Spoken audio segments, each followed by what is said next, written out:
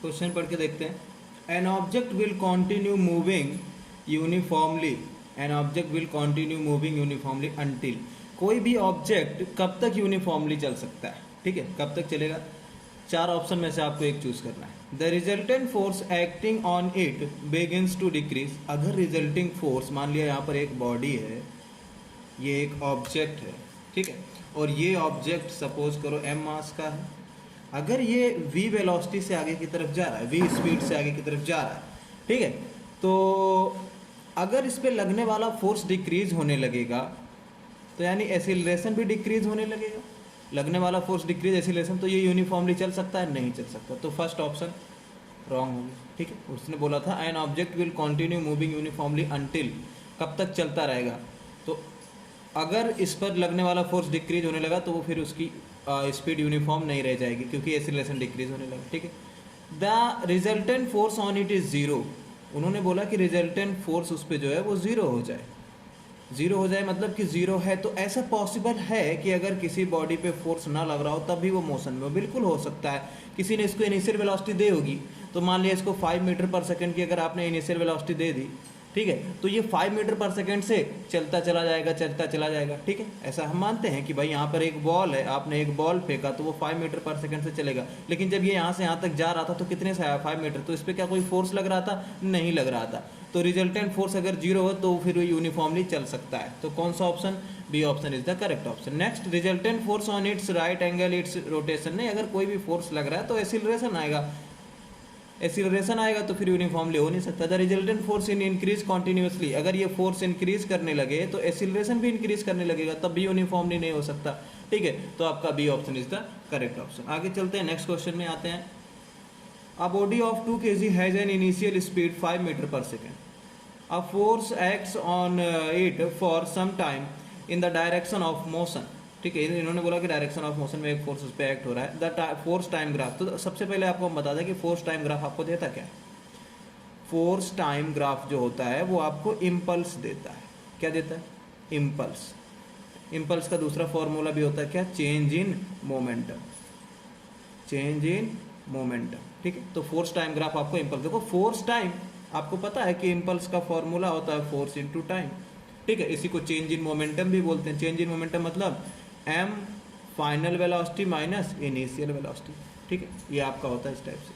ठीक। तो हमें ये पता चल गया, लेकिन हमें करना क्या है, हमें यहाँ पे final speed of the body बतानी है। इनिशियल स्पीड आपको दे रखी है, final speed of the body आपको बताना है। कैसे करेंगे हम, सबसे पहले यही फॉर्मूला लगा देते हैं, ठीक है। अब इम्पल्स हमें निकालना तो इसका एरिया निकालना पड़ेगा, ठीक है। फोर्स टाइम ग्राफ का जो एरिया होता है वो आपको क्या देता है, फोर्स टाइम ग्राफ का जो एरिया होता है वो आपको क्या देता है, इम्पल्स देता है। ये बात आपको याद रखना है ना, कि एफ कर्व का एरिया, एफ कर्व का एरिया आपको इम्पल्स देगा, ठीक है।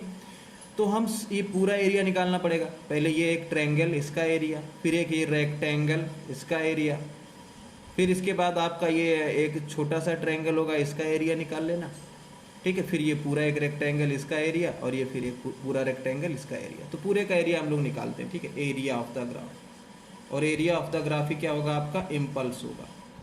एरिया ऑफ द ग्राफ ही क्या होगा, इम्पल्स होगा। तो एरिया चलो निकालते हैं, ठीक है, एरिया ऑफ द ग्राफ। पहले ये छोटा वाला, ये छोटा वाला एक ट्रायंगल कंसीडर करते हैं, ये और ये, ठीक है। तो ट्रायंगल का एरिया क्या होता है, half into base into height. तो बेस कितना है, 0 से 2, 2 माइनस 0 करेंगे तो 2 आएगा, इंटू हाइट कितना है इसकी, 4 है, हाइट कितना है 4, तो 4 कर देंगे, 2 से 2 गए, प्लस इसका रेक्टेंगल का एरिया क्या होता है, एल इंटू बी, है ना, मतलब बेस इंटू हाइट। तो बेस कितना है, देखो बेस 4 माइनस 2, 4 माइनस 2 यानी इतना 2 आएगा,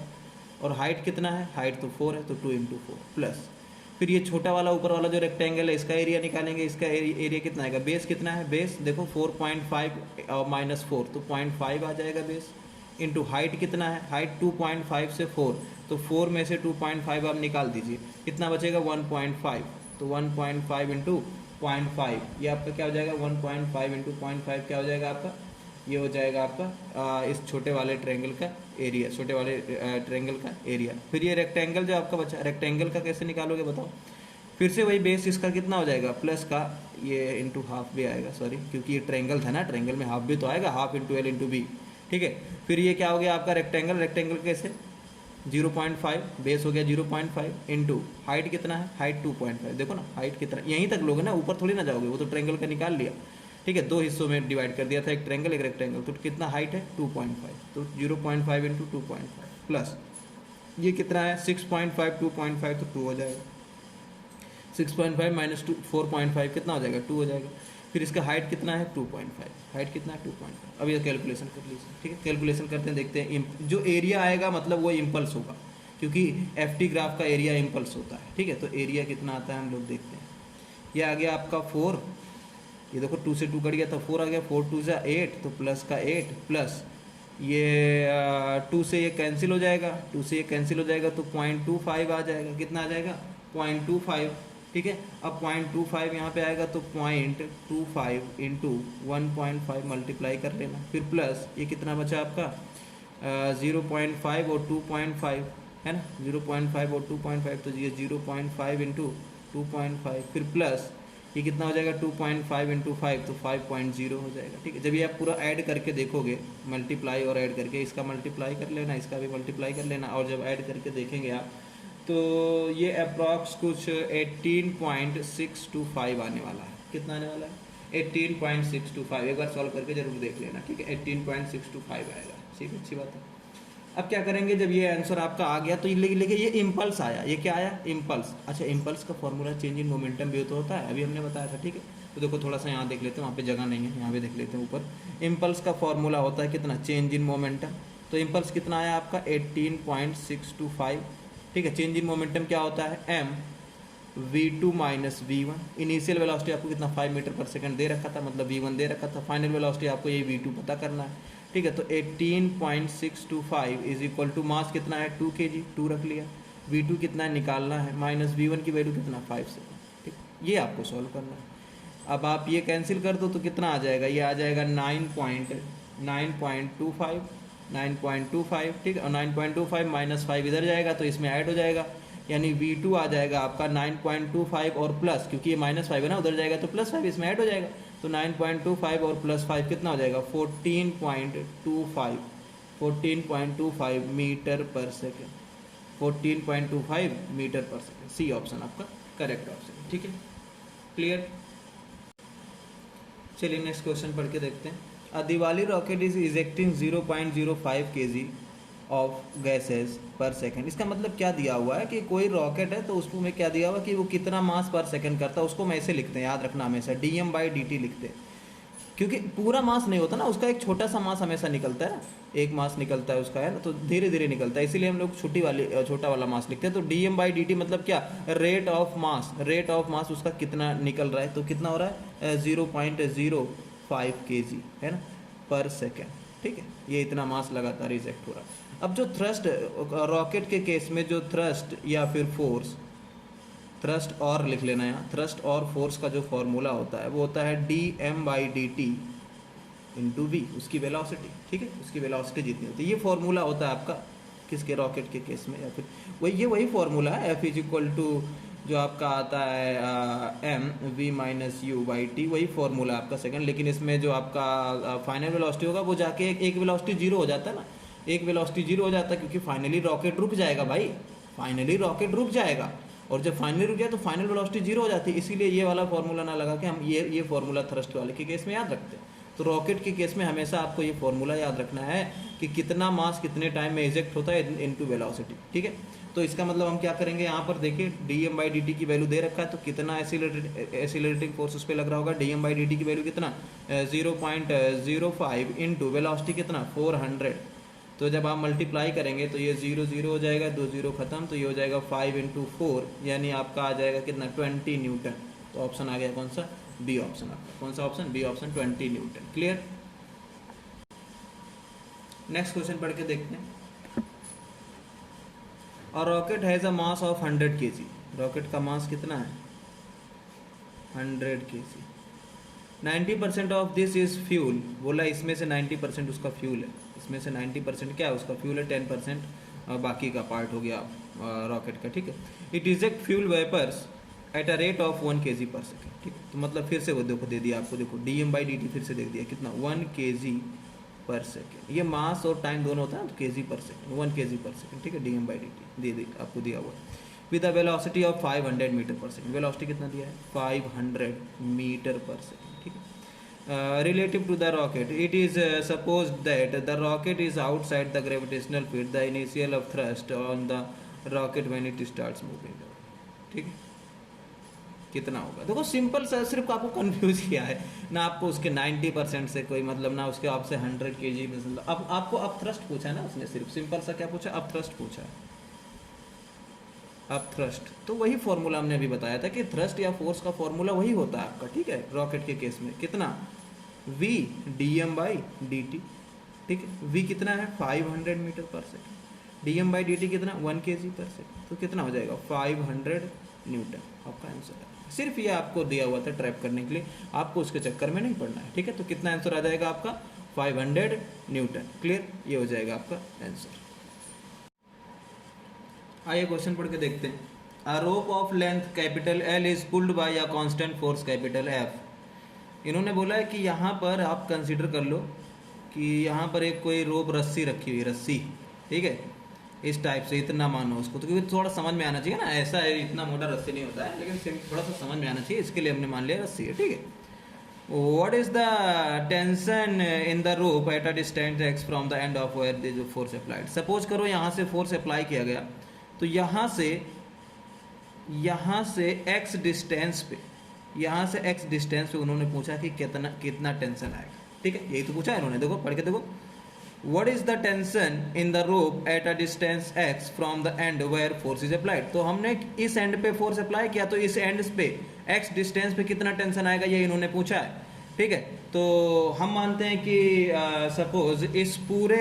जो पूरा आपका रोप है उसका मास m है। अब ये ऐसा रोप नहीं है मासलेस, देखो जब हमारे पास ऐसी स्ट्रिंग होती थी, ऐसी रोप होती थी जो मासलेस होती, तो हम उस पर पूरी हर जगह पे टेंशन सेम मानते थे। अब यहाँ पे हर जगह पे टेंशन सेम होगा क्या, नहीं भाई, जिस चीज़ का मास है उसको यहाँ फोर्स लगाओगे तो यहाँ ज़्यादा टेंशन आएगा, यहाँ कम, इससे कम होता हुआ चला जाएगा, ठीक है। तो जिस चीज़ का मास है उस पर यूनिफॉर्म टेंशन नहीं आता है, जो मास लेस मानते थे इसलिए हम पूरी स्ट्रिंग पे हर जगह सेम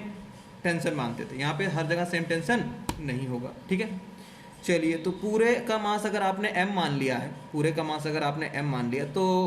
ये पूरा लेंथ आपको गिवन है क्वेश्चन में, पूरा लेंथ कितना कैपिटल L, यानी ये बचा हुआ लेंथ कितना L-x, बचा हुआ लेंथ कितना L-x, ठीक है। अब इसका इतने का मास और इतने का मास अगर निकालो, पूरे का मास अगर आपने m माना है पूरे का, तो इतना मास और इतना मास कितना होगा, देखो कैसे मान लो, सिंपल सी बात है, ऐसे निकाल लो कि अगर पूरे L लेंथ का मास स्मॉल m है तो 1 लेंथ का मास कितना हो जाएगा, यूनिटरी मेथड लगा दो ना, m/l, ठीक है। तो फिर L-x लेंथ का मास कितना हो जाएगा, इसी पे तो पूछा है, यानी इतने पे आपको निकालना है, तो L-x लेंथ का मास कितना हो जाएगा, L-x, ये L-x लेंथ का मतलब इतने का मास कितना हो जाएगा, तो कैसे निकालोगे, m/l इंटू L-x, ठीक है। अगर ये पूछता कि x लेंथ का मास कितना हो जाएगा तो कैसे निकालते हैं, m/l इंटू एक्स, भाई 1 का इतना तो इतने का इतना है, x का इतना, सिंपल सी बात है, ठीक है। तो ये हमने मास निकाल लिया। अच्छा, अब इसको ऐसे सॉल्व नहीं करो, इसको 2 ब्लॉक अलग अलग मान लो। इसको सॉल्व करने का बहुत आसान तरीका होता है, पता क्या होता है, देखो इस पूरे को एक अलग ब्लॉक मान लो और ये इसको एक अलग ब्लॉक मान लो, ठीक है। इसका मास कितना हो गया, देखो x वाले लेंथ का मास कितना हो गया m/l इंटू एक्स, और इसका मास कितना हो गया m/l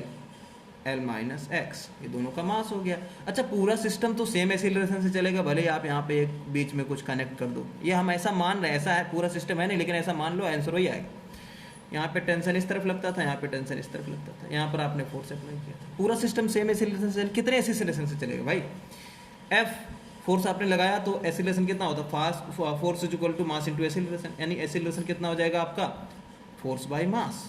यानी ये भी है आपका कितने F/m से चलेगा और ये भी A is equal to F/m से चलेगा, ठीक है। अच्छी बात है ना। फिर से देख लो एक बार, अगर कोई प्रॉब्लम हो तो उन्होंने बोला था एक पूरा रस्सी है, ये पूरी रस्सी है मोटी सी जो हमने बनाई, उस पर F फोर्स लगाया, जिस एंड पे फोर्स लगाया वहाँ से x डिस्टेंस पे टेंशन पूछा है, ठीक है। हमने मान लिया, ये हमने अपनी तरफ से माना है, ये आंसर का पार्ट नहीं आना चाहिए, हमने अपनी तरफ से माना है कि पूरे रस्सी का यानी पूरे रोप का मास स्मॉल m है, पूरे रोप का मास कितना है स्मॉल m है, ठीक है, और लेंथ कैपिटल L है, ये क्वेश्चन में दिया हुआ है, तो अगर पूरे लेंथ का मास स्मॉल m है तो वन लेंथ का मास वन, कोई भी यूनिटरी मेथड लगा रहा है, तुम लोगों ने छोटे छोटे क्लासेस में पढ़ा होगा, ठीक है, कि अगर n लेंथ का मास m है तो वन का मास कितना हो जाएगा, m/l हो जाएगा, ठीक है, यानी l माइनस एक्स का कितना हो जाएगा, l माइनस एक्स से मल्टीप्लाई हो जाएगा, ठीक है, x वाले लेंथ का मास कितना हो जाएगा, इतना हो जाएगा, ठीक है, दोनों को निकाल दिया। अब वही लगा दो अपना क्या, नेट फोर्स,